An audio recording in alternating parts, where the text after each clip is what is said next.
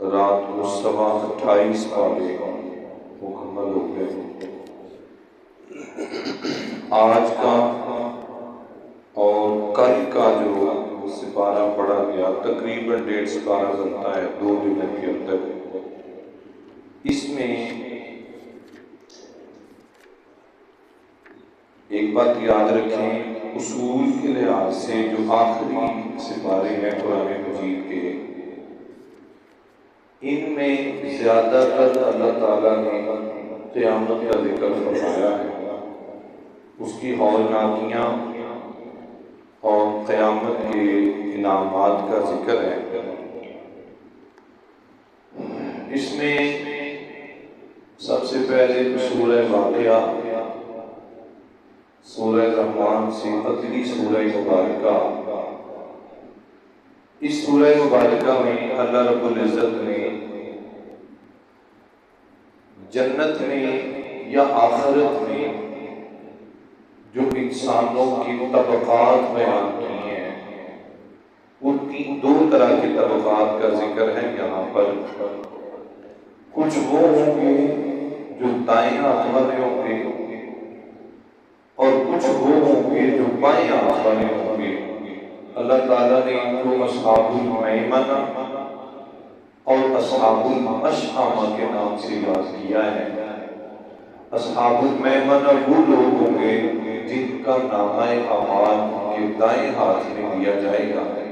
میمن یا ایمن یہ دائیں ہاتھ کو کہتے ہیں، جن کا نامہ اعمال دائیں ہاتھ میں دیا جائے گا۔ اور جو دائیں ہاتھ والے لوگ ہوں گے اللہ تعالیٰ ان کے بارے میں کہتا ہے، 3 کی ابتدا میں ہی اللہ فرماتے ہیں کنتم ازواجا ثلاثا فاصحاب المیمنة ما اصحاب المیمنة واصحاب المشأمة ما اصحاب المشأمة۔ کچھ وہ ہوں گے جن کے نامہ اعمال دائیں ہاتھ میں دیے جائیں گے، کچھ وہ ہوں گے جن کے نامہ اعمال بائیں ہاتھ میں دیے جائیں گے۔ پھر اللہ فرماتے ہیں اولئک هم المقربون فی جنات النعیم، کہ جو لوگ جن کو نامہ اعمال دائیں ہاتھ میں دیے جائیں گے، اللہ کریم ارشاد فرماتے ہیں وہ خاص ہمارے قرب میں رہنے والے لوگ ہوں گے، ہمارے قریبی بندے ہوں گے، ہمارا قربت کا تعلق ہوگا ان کے ساتھ۔ پھر آگے فرمایا فی جنات النعیم، ہم ان کو جنت کی نعمتیں عطا فرمائیں گے، وہ جنت کی نعمتوں میں رہیں گے۔ اور یطوف علیہم ولدان مخلدون، اللہ فرماتے ہیں پھر جنت کے حوراں اور غلمان یہ ہمیشہ ان کے آگے پیچھے چکر لگاتے رہیں گے، جو اصحاب یمین ہیں۔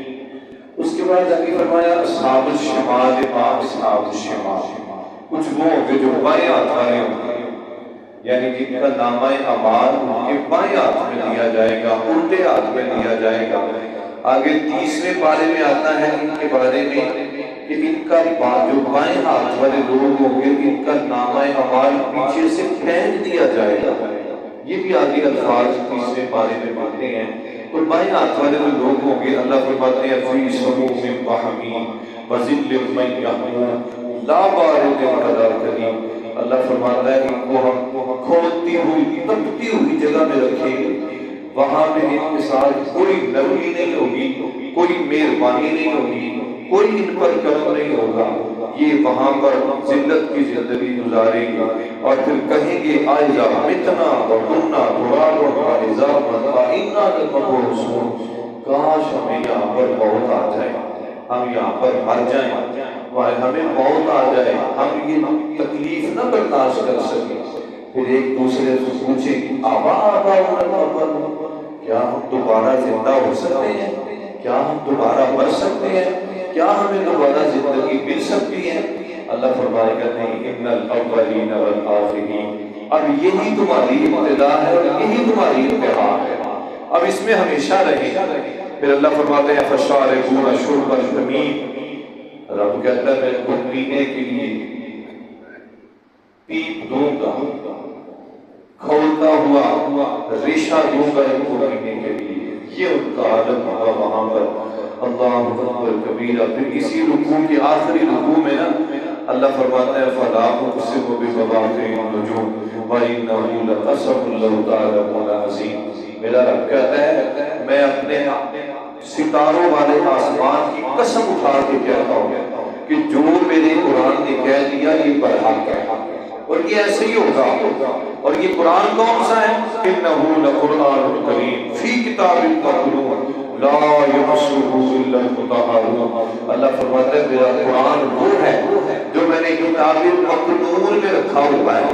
اب کتاب مکنون کیا ہے؟ آپ جو پڑھے لکھے دوست ہیں وہ آسانی سے سمجھ جائیں گے، بلکہ سادے بندے بھی نا، چونکہ اب ہر بندے کی جیب میں یہ دنیا موجود ہے. موبائل لے لیں یا کمپیوٹر لے لیں. کتاب مکنون کی بات آپ کو سمجھاؤں، موبائل ہو یا کمپیوٹر ہو تو کمپیوٹر کے اندر ہوتی ہے ہارڈ ڈسک، موبائل کے اندر ہوتی ہے میموری یا گیلری. یہ کمپیوٹر یا موبائل کا وہ حصہ ہوتا ہے کہ آپ کمپیوٹر کے اندر جو چیز بھی محفوظ کرتے ہیں وہ اس کی ہارڈ ڈسک میں جمع ہوتی ہے، یا موبائل کو لے لیں جو چیز بھی آپ اس میں سیو کریں گے وہ اس کی گیلری میں ہوتی ہے. کتاب مکنون بھی رب تعالیٰ کی وہ ہارڈ ڈسک ہے یا وہ گیلری ہے جس میں پوری دنیا کا ریکارڈ موجود ہے. اسی کو لوح محفوظ کہا جاتا ہے. پہلے دن کے انسان سے لے کے آج تک اور آج سے لے کے قیامت تک جو ہوگا، جو ہو چکا، جو ہو رہا ہے، جو ہوئے گا، سب اس میں درج ہے، سب اس میں موجود ہے. اللہ کہتا ہے یہ بھی اس کتاب مکنون میں موجود ہے. اور یاد رکھنا لا یمسہ الا المطہرون، میرے قرآن کو ناپاک ہاتھوں سے ہاتھ چھونا نہیں. اس کو جب بھی چھونا پاک ہو کے چھونا، باوضو ہو کے چھونا. اسی لیے علماء یہ مسئلہ بیان کرتے ہیں کہ قرآن مجید کو بغیر وضو کے ہاتھ لگانا منع ہے. اگر کوئی بندہ بغیر وضو کے ہاتھ لگائے گا تو گناہ گار ہوگا. ہاں اگر آپ چلتے پھرتے بغیر ہاتھ لگائے کوئی سورہ مبارکہ کی تلاوت کرتے ہیں، شرط یہ ہے کہ آپ کی زبان پہ نشے والی کوئی چیز نہ ہو، کوئی شراب، کوئی اس طرح کا معاملہ آپ نے نہ کیا ہو، تو پھر آپ چلتے پھرتے بغیر وضو کے پڑھ سکتے ہیں، لیکن اس کو ہاتھ نہیں لگا سکتے. اچھا اب دیکھیں موبائل کے اندر لوگوں نے قرآن پاک رکھے ہوئے ہیں، یہ بھی لیٹسٹ مسئلہ اس میں آ جاتا ہے. موبائلوں کے اندر قرآن پاک ہوتے ہیں. اب ظاہر بات ہے موبائل آپ کو جو ہے نا وہ لے کے واش روم میں بھی جا رہے ہوتے ہیں، آپ بے وضو کی حالت میں بھی اس کو چھو رہے ہوتے ہیں. اگر فرض کریں آپ وضو میں نہیں ہیں، آپ نے موبائل سے قرآن پاک نکالا ہوا ہے، جیسے اس کے برقے نکالے جاتے ہیں ایسے موبائل کو ٹچ کرتے ہیں تو اس کے بھی اوراق پیجز کھولے جاتے ہیں، تو اس کا کیا حکم ہے؟ تو موبائل کے اندر اگر ہے تو وہ بے وضو آپ ہاتھ لگاتے ہیں تو وہ لگا سکتے ہیں. اس کی وجہ یہ ہے، اس کو علماء کہتے ہیں کہ وہ سافٹ فارم میں ہے، اس کا حکم اور ہے. جیسے آپ کسی قاری صاحب کو کسی حافظ صاحب سے بیٹھ کے قرآن پاک سنیں، دوسری صورت کے ٹی وی پہ موبائل پہ بیٹھ کے قرآن پاک سنیں، تو دونوں میں فرق ہے. دونوں کا ثواب ایک جیسا نہیں ہوگا. کیوں دونوں کا ثواب ایک جیسا نہیں ہے؟ کہ موبائل سے سنتے ہیں یا آپ انٹرنیٹ سے سنتے ہیں، آپ کیسٹ سی ڈی لگا کے سنتے ہیں، آپ یو ایس بی میں لیتے ہیں، کسی بھی جو ہے وہ سافٹ فارم میں لیتے ہیں، تو وہ آپ کے پاس جو آواز آ رہی ہوتی ہے وہ بیسیکلی اوریجنل آواز نہیں ہوتی، وہ آواز پکسلز میں چینج ہو جاتی ہے. اب دیکھیں نا میں آپ سے بات کر رہا ہوں، ٹھیک ہے، میرے منہ سے جو آواز نکل رہی ہے یہ پہلے ہوا میں جاتی ہے، یہ ٹکڑے ٹکڑے ہو جاتی ہے، پھر پکسلز اس کو جوڑتے ہیں، پکسل سے جوڑ کے یہ آواز اس میں اسپیکر میں جا رہی ہے، اسپیکر سے پھر اس کے مشین سے ہوتے ہوئے یہ اسپیکروں سے آپ تک پہنچ رہی ہے. جبکہ اگر ایسے بات کرتے ہیں، اب دیکھیں آواز میں کتنا فرق آ گیا ہے. یہ اوریجنیلٹی ہے، یہ بھی پکسلز ہیں، یہ بھی پکسلز ہیں، لیکن یہ ڈائریکٹ پکسلز آپ کے پاس پہنچ رہے ہیں. جبکہ جب اس کو لیتے ہیں تو اس میں کتنے سارے مراحل گزرتے ہیں. پہلے منہ کے پکسلز ہوتے ہیں، ہوا میں بنتے ہیں، ہوا سے مائک میں جاتے ہیں، مائک سے مشین میں جائیں گے، مشین سے اسپیکر میں آئیں گے، پھر وہی پکسلز آپ کے کانوں تک پہنچیں گے. تو یہ اوریجنلٹی نہیں ہوتی اس میں. جبکہ کسی سے ڈائریکٹ آپ بیٹھ کے سنتے ہیں تو وہ اوریجنلٹی ہے، وہ اصلیت ہے. اس لیے ڈائریکٹ سننے کا ثواب زیادہ ہوگا بنسبت موبائل ٹی وی پہ سننے سے. اسی لیے اس کو ہاتھ بھی لگا سکتے ہیں. بہتر اور آداب کا تقاضا یہ ہے، تقویٰ ہے یہ، کہ اس کو بھی بغیر وضو میں قرآن پاک نہ چھیڑیں، باقی آپ اندر سے نکالتے ہیں تو وہ کرتے ہیں. اسی طرح اگر آپ واش روم میں لے کے جاتے ہیں تو سافٹ فارم میں ہے، وہ آپ کی جیب میں ہے، اوپن نہیں ہو رہا، ظاہر نہیں ہو رہا. اس لیے اس میں علماء نے اجازت دی ہے. اس کے بعد آ جائیں جی 28واں پارہ ہے، اس میں مسئلہ زہار ہے جو عملی زندگی کا بڑا اہم مسئلہ ہے. مسئلہ زہار. زہار کس کو کہتے ہیں؟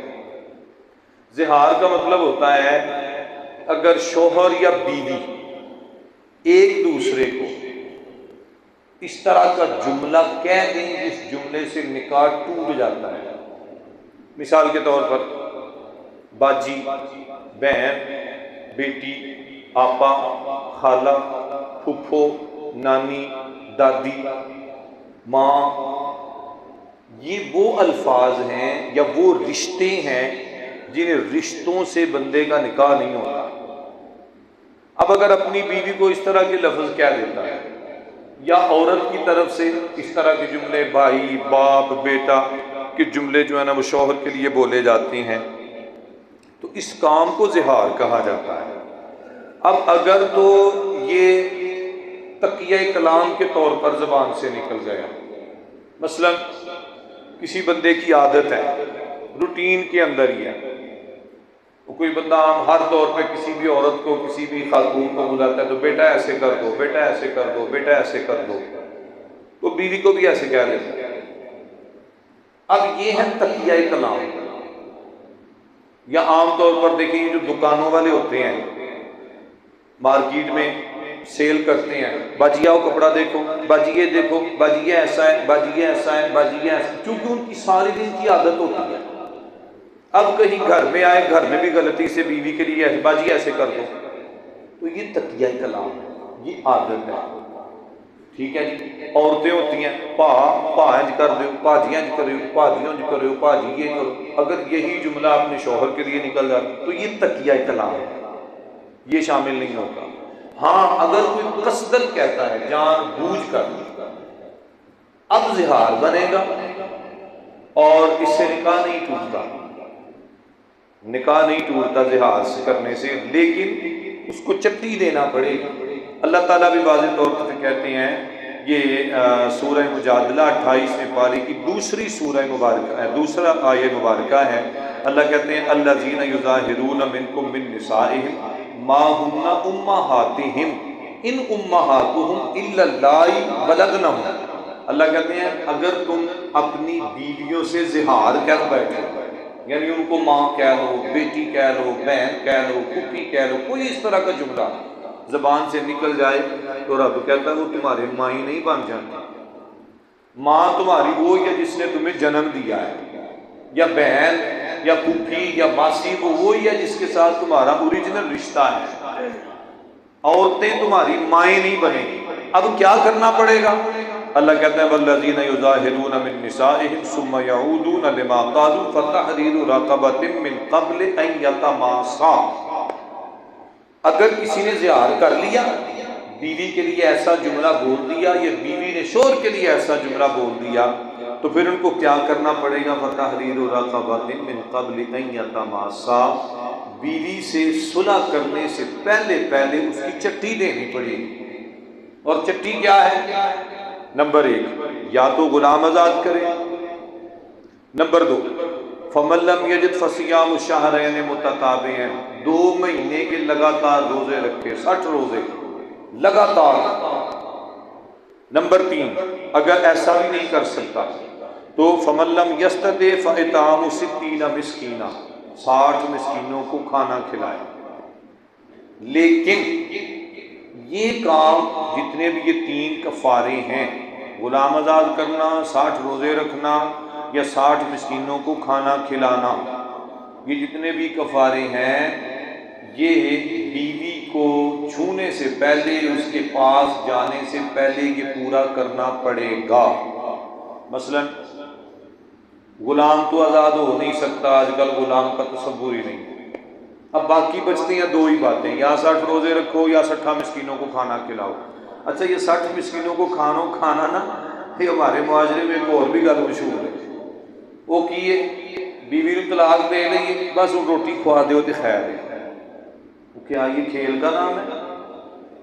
ادھروں طلاق دے دو تو ادھروں دیکھ چوراں دی بانٹ لو، یہ کیا بات ہوئی؟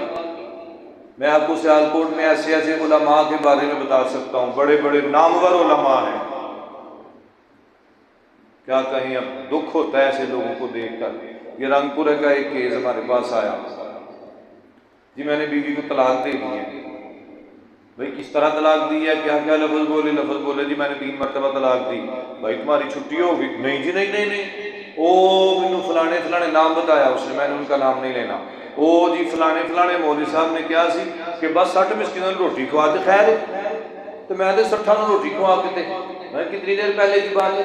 کہتے ہیں جی 10 11 12 سال ہو گئے ہیں، میں نے اس کے بعد میرا بیٹا ہوا، پھر طلاق دی، پھر مولوی صاحب کے پاس گئے، انہوں نے کہا 60 کھوا پھر خیر ہے، پھر میری بیٹی ہوئی، پھر طلاق دی، پھر مولوی صاحب کے پاس گیا، پھر انہوں نے کہا 60 روٹی کھوا تے خیر ہے۔ کہتا جی اب تک 4 مرتبہ ایسے ہو چکا ہے اور میرے 4 بچے پیدا ہوئے ہیں ان کے بعد۔ اب پوچھا جائے کہ وہ بچے کس حرمت میں ہیں، کس حکم میں آئیں گے، حلت کے حکم میں یا حرمت کے حکم میں؟ تو اس مولوی صاحب کو ٹنگنا چاہیے تھا نا پھر۔ تحقیق نہیں ہے تو کسی اور کے پاس فارورڈ کر دو، جی مجھے نہیں اس بات کی سمجھ۔ تو یہ بالکل اپنے مائنڈ سے نکال دے کہ طلاق دیا تو 60 مسکینوں نے روٹی کھواؤ تو بس کم ہو گیا پورا۔ اس کی پہلے تحقیق کریں، یہ نازک معاملے ہوتے ہیں، حلال حرام کا معاملہ ہوتا ہے۔ تو زہار کے لیے یا تو 60 مسکینوں کو کھانا کھلائے۔ اب شرط کیا ہے؟ من قبل ان یتماسا، چھونے سے پہلے مطلب اگر کسی نے روزے شروع کر دیے، اب کیا ہے ادھر روزے چل رہے ہیں، 35 روزے رکھے، بیوی سے قربت ہو گئی، ان شروع تو پھر روزے پھر شروع تو، کیونکہ تم نے شرط پوری نہیں کی۔ شرط یہ ہے کہ 60 پورے کرنے ہیں پھر تم بیوی کی قربت حاصل کر سکتے ہو۔ یا اسی طرح کھانا کھلا رہے ہو تو یا تو ایک دن 60 کو کھلا دو، تو اگر ڈیلی ایک کو کھلانا ہے تو 60 پورے کرنے کے بعد بیوی کی قربت ہوگی، تمہیں تمہارے جرم کی سزا ہے، کیوں جرم یہ کیا ہے۔ ٹھیک ہے، تو یہ مسئلہ زہار جو ہے نا، اس میں اللہ رب العزت نے بیان فرمایا ہے۔ آگے اس سورہ مبارکہ کے بعد آگے ہے سورہ حشر، اور سورہ حشر کے اندر جو مسئلہ ایثار ہے نا، ایثار اس کا تذکرہ ہوا ہے۔ ایثار کیا ہے؟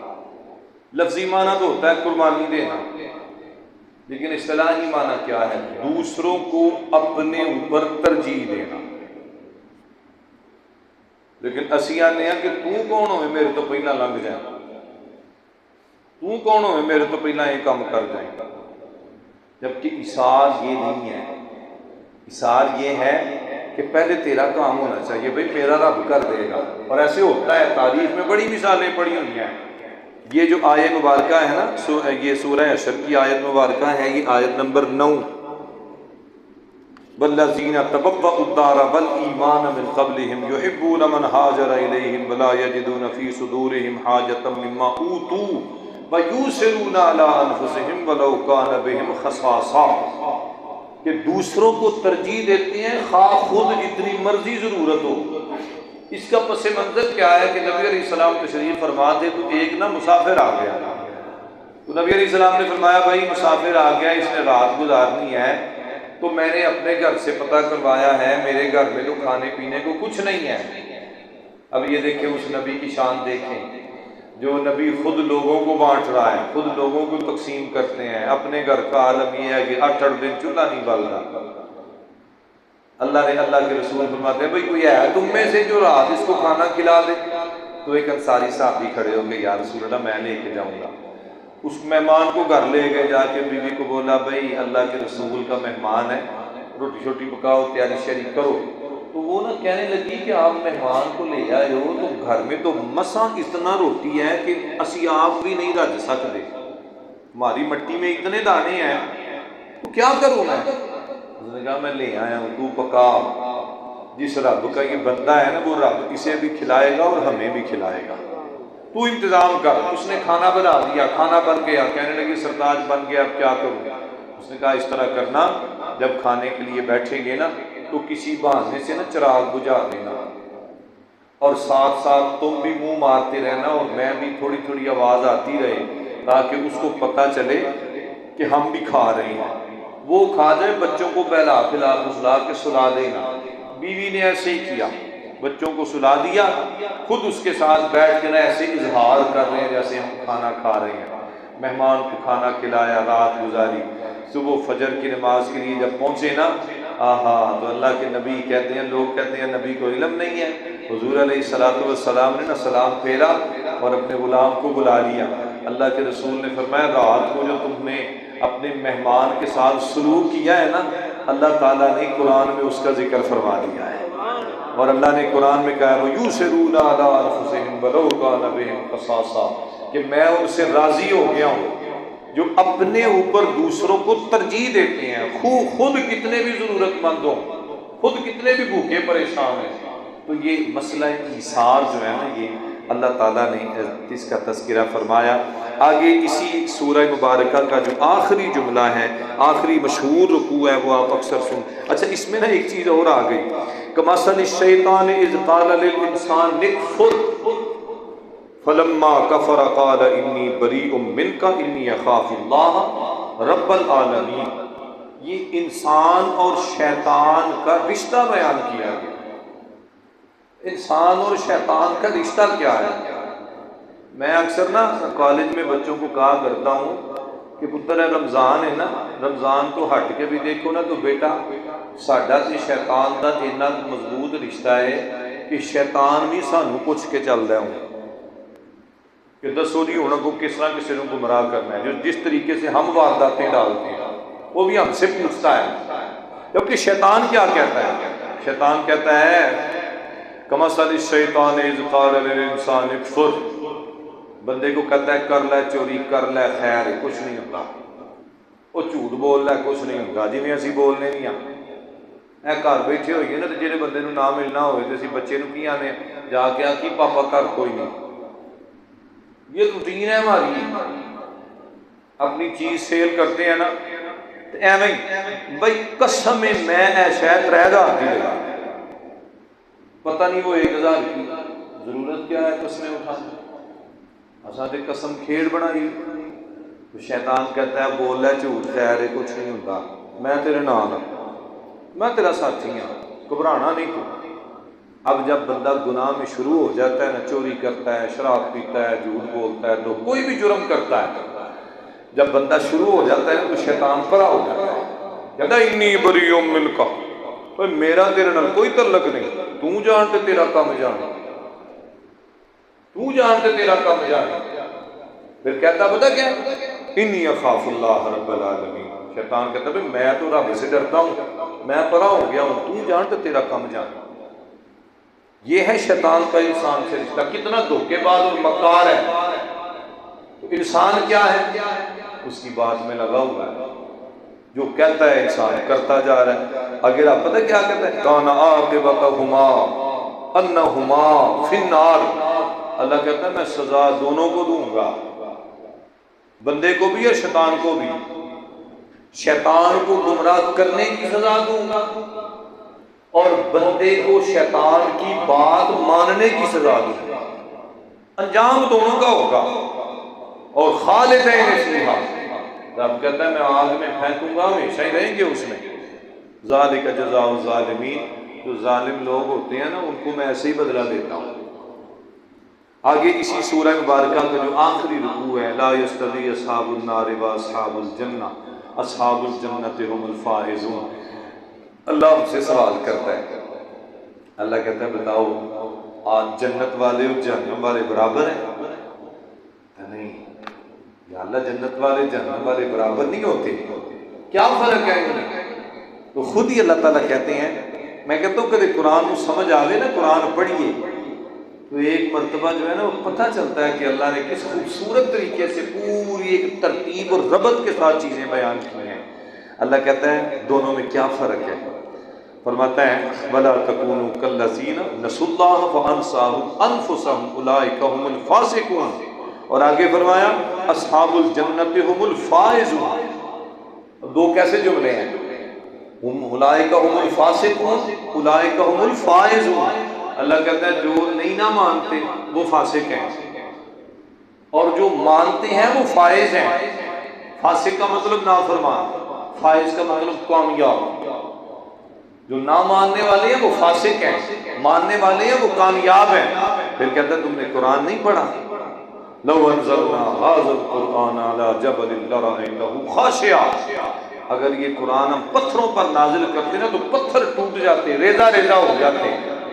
یہ انسان کو ہی اللہ نے اعزاز بخشا ہے کہ اسی انسان کو قرآن دیا، یہی انسان پڑھتا ہے، یہی انسان سنتا ہے، یہی اس پر عمل کرنے کی کوشش کرتا ہے۔ اور آگے ہے سورہ ممتحنہ۔ سورہ ممتحنہ میں حکم دیا گیا کہ بھائی جو غیر مسلم ہیں ان سے تعلقات نہ جوڑو، غیر مسلموں سے یاریاں نہ لاؤ، یہودی عیسائی ان سے تعلقات نہ بناؤ۔ اب جو موجودہ دور چل رہا ہے اس میں تو بڑی ساری ایسی چیزیں ہیں جو ہم یہودیوں عیسائیوں کی بنائی استعمال کرتے ہیں۔ میں جی پیپسی نہیں پیتا، کیوں؟ یہودیاں بڑھائی ہے۔ موبائل استعمال کر لینا، یہ نہیں یہودیاں بڑھائیں۔ گڈی استعمال کر لینا، یہ نہیں یہودیاں بڑھائی۔ یہ کیا بات ہوئی؟ میٹھا میٹھا آپ پہ کوڑا کوڑا تھو تھو۔ جو بات اپنے من پسند کی ہے وہ ٹھیک ہے، جو اپنے من پسند کی نہیں ہے وہ چھوڑ دو۔ نہیں، ڈنڈی نہیں دین میں، دین نے کچھ اصول دیے ہیں اس کے لیے۔ اب آپ جس دنیا میں رہتے ہیں، آپ بزنس کرتے ہیں، کاروبار کرتے ہیں، آپ میں سے کئی ایسے لوگ ہو گئے امپورٹ ایکسپورٹ کا جتنا بزنس ہو رہا ہے بیرون دنیا میں ہو رہا ہے، یہاں سے آپ باہر کاروبار بزنس کرتے ہیں۔ پورے پاکستان کی انڈسٹری بلکہ پوری دنیا کی انڈسٹری ایک دوسرے کے ساتھ کنیکٹڈ ہے، جس میں مسلمان عیسائیوں سے، عیسائی یہودیوں سے، یہودی مسلم سے، مسلم ہندو سے یہ کاروبار کر رہے ہیں۔ دوستی بنانے کا مطلب یہ ہے کہ بھائی ان کو وہ درجہ نہ دو جو مسلمانوں کا درجہ ہے، وہ درجے نہ دو۔ اسی تے ہن بھائی پیپر لین واسطے جھوٹ بول کے نکاح کرنے، پیپر میرج سسٹم جو ہے وہ کیا ہے؟ وہی تو نکاح متع ہے، اور کیا ہے؟ تو 4 دنوں کے لیے، سال 2 سال کے لیے، 4 سال کے لیے کانٹیکٹ ہے، ایگریمنٹ ہے کہ پیپر لے لو جی، پیپر لے لو۔ اس سے بڑا جرم کیا ہوگا؟ ہم ان کے ساتھ سائن بھی کر رہے ہیں، ایگریمنٹ بھی کر رہے ہیں، اور ساتھ میں گناہ بھی کر رہے ہیں، نکاح متع بھی کر رہے ہیں۔ ان کے ساتھ دوستی لگانے کا جو مقصد ہے، جو اللہ تعالیٰ نے کہا ہے لا تتخذوا عدوی وعدوکم اولیاء، رب کہتا ہے میرے اور اپنے دشمنوں کو دوست نہ بناؤ۔ مطلب یہ ہے ان کو وہ اہمیت اور وہ مقام نہ دو جو مسلمانوں کو دیتے ہو۔ تو یہ کچھ خاص باتیں جو ہے نا، باقی انشاءاللہ رات کی منزل اور آج کی منزل یہ کل انشاءاللہ آگے چلیں گے۔ اللہ تعالیٰ ہم سب کو دین کی سمجھ اور فہم عطا فرمائے، آمین بجاہ النبی الکریم۔ اللہم صلی علی سیدنا و مولانا محمد مبارک وسلم علیہ۔ ربنا آتنا فی الدنیا حسنہ وفی الآخرۃ حسنہ وقنا عذاب النار، واعف عنا واغفر لنا وارحمنا انت مولانا فانصرنا علی القوم الکافرین۔ الہ العالمین تیرے فضل سے، تیرے کرم سے بیٹھتے ہیں، سنتے ہیں، سناتے ہیں، سیکھتے ہیں، سکھاتے ہیں، کوشش کرتے ہیں۔ مولا کریم ہم سب کی اس کوشش کو اس میں اس کے نتیجے عطا فرما، اس کے نتائج عطا فرما، ہم کو دین کی سمجھ اور فہم عطا فرما، میرے مالک عمل کی توفیق عطا فرما۔ الہ العالمین ماہ رمضان ہم سے جدا ہو گیا، اللہ یہ تیرا مہمان ہم سے بچھڑ رہا ہے، مولا کریم جو اس کا عزت احترام کرنے کا حق تھا وہ نہ کر سکے، میرے مالک جو عبادتیں کرنے کا حق تھا وہ ادا نہ کر سکے، جو قرآن پڑھنے سننے کا حق تھا وہ پورا نہ کر سکے۔ تو کریم ہے، تو رحیم ہے، تو فضل کرنے والا ہے، اللہ اپنے کرم سے، فضل سے جو کیا جیسا کیا تو قبول فرما لے۔ ہمارے لیے درجہ الہ العالمین ہمارے لیے شفاعت کا سامان بنا دے۔ الہ العالمین آخر کے شرع نجات ہے، اپنے کرم سے ہم کو جہنم سے آزاد کر دے، اللہ جہنم سے آزادی عطا فرما دے۔ اللہم انک عفو تحب العفو فاعف عنا یا غفور یا غفور یا غفور ربنا تقبل منا انك انت السميع العليم وتب علينا يا مولانا انك انت التواب الرحيم صلی اللہ علی حبیبہ محمد وعلی آلہ واصحابہ اجمعین برحمتک یا ارحم الراحمین.